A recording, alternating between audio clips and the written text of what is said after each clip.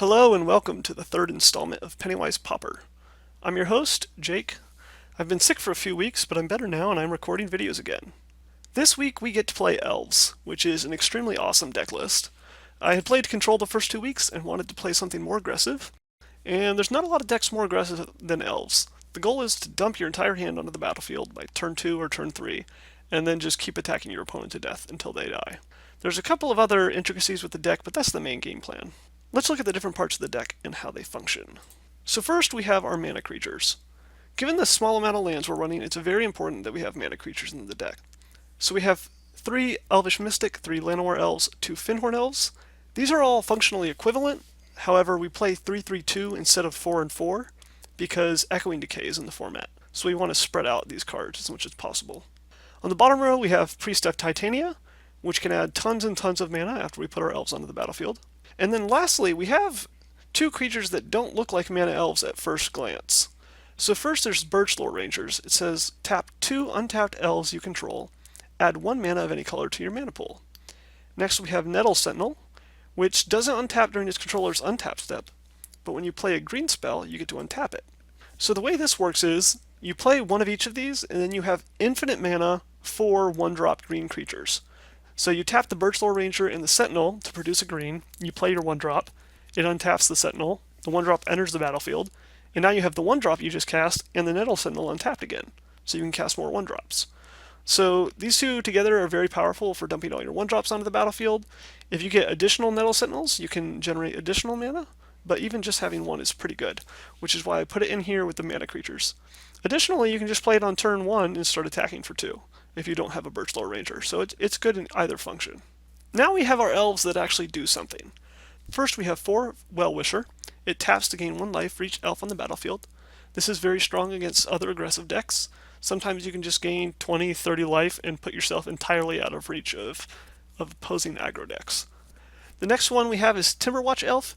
This may be the most important card in the deck. It says tap, target creature gets +X until end of turn, where X is the number of elves on the battlefield.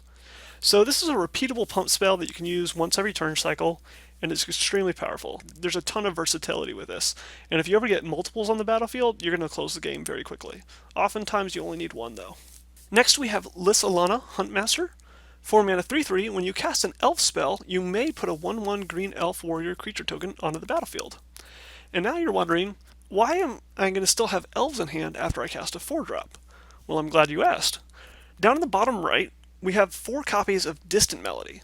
3 in a blue sorcery, choose a creature type, draw a card for each permanent you control of that type. So this is an explosively powerful card that can draw a ton of cards in this deck. I believe my record so far is drawing 20 cards on turn 4 with it. It's extremely awesome. So you play a Huntmaster, you load up your hand with Distant Melody, you play some more creatures, you hopefully draw into another Distant Melody, and you just keep on looping this through, and you can play out your whole deck, almost, if you start looping Distant Melodies together and your opponent doesn't have any interaction. Usually the opponent does have interaction and can remove some of your key creatures, but even then, Distant Melody drawing 4 or 5 cards is still good, even if it's not drawing 20. Lastly on this page we have 2 copies of Wirewood Pride. It's sort of like additional copies of Timberwatch Elf. It's a pump spell that lets you get through extra damage or sometimes save your creatures. Then we have 1 Viridian Longbow. This is a really weird inclusion in the deck. It doesn't look like it fits or does anything, but the main purpose of this card is whenever you have a ton of mana, because you have a Priest of Titania or 2 on the battlefield, and you have a bunch of elves, then this can almost act like a Plague Wind effect, where you can just destroy all your opponent's creatures and then start dealing damage to them as well.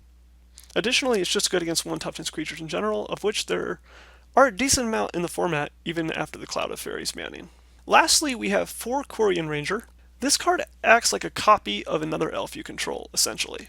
It can either act like a mana elf by returning a forest on a turn that you wouldn't have played a land otherwise, because you can return a tapped forest and then play it again untapped for additional mana. It can act like an additional Timberwatch Elf by untapping your Timberwatch Elf and letting you tap it again. It can act like an additional Well-Wisher by untapping a Well-Wisher and let you use it again. Or you can just untap your Nettle Sentinels if you don't have any green spells in hand to untap them with. It's an extremely versatile, extremely powerful card. We have 2 Elvish Visionary, which don't really do anything except increase our elf count and help us cycle through our deck. 2 Sylvan Ranger, When it enters the battlefield, you may search your library for a basic land card, reveal it, and put it into your hand. So this is for finding our single copy of Island in the deck. Between the Birchlore Rangers that can tap for any color, and the Sylvan Ranger, which can search up our island, we have 7 blue sources in the deck with only 1 island, which is pretty good. We also have 12 forests, so together we have 13 lands in the deck, which is ridiculously small, but appropriate given how cheap all our spells are. Unfortunately, this does lead to a good percentage of mulligans where you have 7 spells in your opening hand, but I don't really see a way that that can be helped because you don't want to increase the land count in this deck. You want it to be all action. Lastly, we'll look at the sideboard. We have 3 Scattershot Archer, which is good against 1 toughness flyers, obviously, like white tokens or the Delver deck. I do realize that Cloud of Fairies is gone, but there are other 1 toughness creatures that Delver might be substituting, such as Fairy Miscreant, and I still think these are okay in the sideboard for now, until we know the new metagame better. We have 1 more Viridian Longbow if we want more of that effect for 1 toughness creatures. 4 Gleeful Sabotage, which is good against decks that run Journey to Nowhere or Circle of Protection Green or a bunch of artifact lands. You can sometimes just destroy their 2 first lands they play if you're playing against Affinity. 3 Rapid Vigor, which is good against all the mass removal spells in the format, such as Electricity, Rolling Thunder, Evankar's Justice, that kind of thing. We have 2 Moment's Peace, which is good against other aggressive decks. So if we're just at a standoff and nobody wants to attack, and our opponent builds up to a big attack, then we can fire off a Moment's Peace and be pretty far ahead because then we get to attack back while still having Flashback open for their next attack. This is particularly good versus the Izzet Blitz deck with Kiln Fiends. They'll typically go all in on a threat and make it unblockable and try to deal 20 damage, and they're not expecting this deck to have ways to prevent damage, so they typically will not sideboard in Flaring Pain that prevents damage prevention, so it's a very good card there. Lastly, we have 2 Luminescent Rain. It's good against aggressive decks, specifically Burn.